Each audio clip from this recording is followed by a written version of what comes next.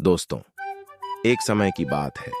एक बाप और बेटे की जोड़ी अपने गधे के साथ कहीं जा रहे थे। उन दिनों गधे का उपयोग बोझा ढोने के लिए किया जाता था। बाप ने अपने बेटे को गधे पर बिठाया और खुद पैदल चलने लगा।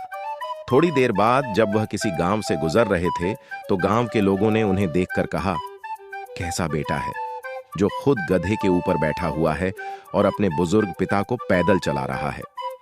लोगों की यह बात सुनकर बेटा गधे से नीचे उतर गया और उसने अपने पिता को गधे के ऊपर बिठा दिया और खुद गधे के साथ पैदल चलने लगा।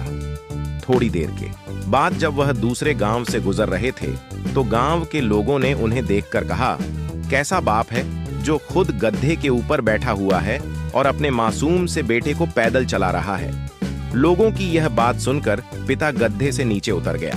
अब गधे पर ना ही बाप बैठा था और ना ही बेटा, और वह दोनों गधे के साथ पैदल चलने लगे।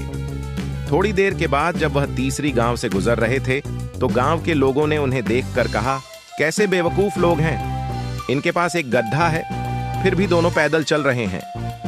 अब लोगों की यह बात सुनकर बाप और बेटा दोनों गधे के ऊपर बैठ गए। थोड़ी देर के बाद जब वह चौथी गांव से गुजर रहे थे तो गांव के लोगों ने उन्हें देखकर कहा, कैसे निर्दय इंसान है दोनों जो एक साथ उस बेचारे मासूम बेजुबान गधे के ऊपर बैठे हुए हैं। इन दोनों के अंदर जरा भी दया नहीं है। अब यह सुनने के बाद दोनों बाप बेटे का दिमाग खराब हो गया और वह समझ गए कि अगर हम इन लोगों की बातें सुनते रहे तो हम निश्चित रूप से पागल हो जाएंगे। इसलिए अच्छा रहेगा कि लोगों की बातों पर ध्यान ना दिया जाए।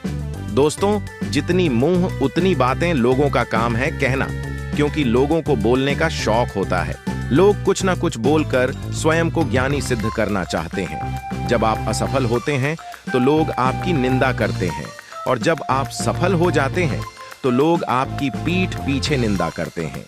यदि लोगों की बातें सुनते रहोगे तो जीवन में कभी भी सफल नहीं हो पाओगे। इसलिए उनकी बातों पर ध्यान मत दो और अपने कर्म और लक्ष्य पर ध्यान दो। आपको सकारात्मक बनाए रखने की मेरी इस कोशिश को लाइक करें और द दिलीप राजपूत को सब्सक्राइब करें। बोलो जय श्री राम।